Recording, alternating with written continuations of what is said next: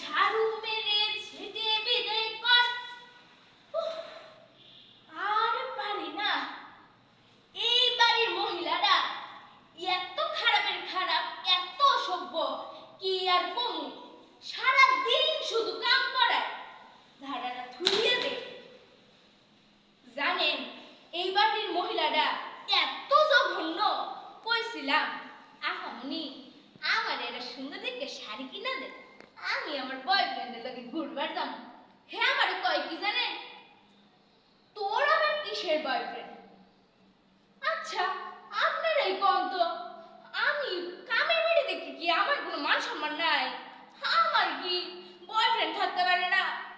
জানেন হে হ্যাঁ স্বামীর লগে এরম করে হাত ধইরা সুন্দর সুন্দর শাড়ি পরে, নতুন নতুন শাড়ি পরে এনে হেনে ঘুরবার যায়। আর আমি এটা শাড়ি চাইছিলাম দেখে আমার কি না কি কইলো। গত মাসে নেল এক্সটেনশন করাইছিলাম। কইছিলাম আফামনি আমি না এই সপ্তাহে বাসন মাজতে পারবো না।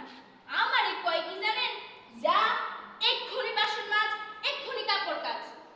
আমি কই এ বেরিয়ে বাকে আমার মতো সুন্দরী রূপসী মাইয়ের দিয়ে এত কাম কেউ করায়?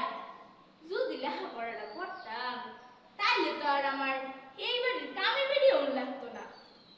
এই বাড়ির মতো 10টা বাড়ি আমার থাকতো, আমার মতো 20টা মহিলা আমার লেগে খাটতো।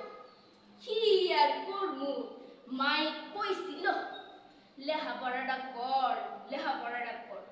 আমি করি নাই। কি আর কমই ওকে কয়ে তো লাভ নাই।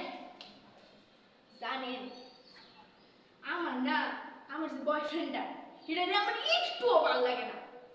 সারাদিন খালি কয় দেখা করুম, দেখা করুম, দেখা করুম। আমি যে কামে বেরিয়ে আমার যে কাম করুন লাগে এটা আর বুঝে না। ওই যে দেখেন ডাক পড়ে গেছে, দাঁড়ান হুই নাই কি কয়। কি হয়েছে খালামণি, দেখেন কে? তোকে যে বলেছিলাম কাপড়গুলো কাচতে, কেচেছিলি? হ হ কাচছিলাম, কাচতে আবার মাইলাও দিছি। আচ্ছা ঠিক আছে যা।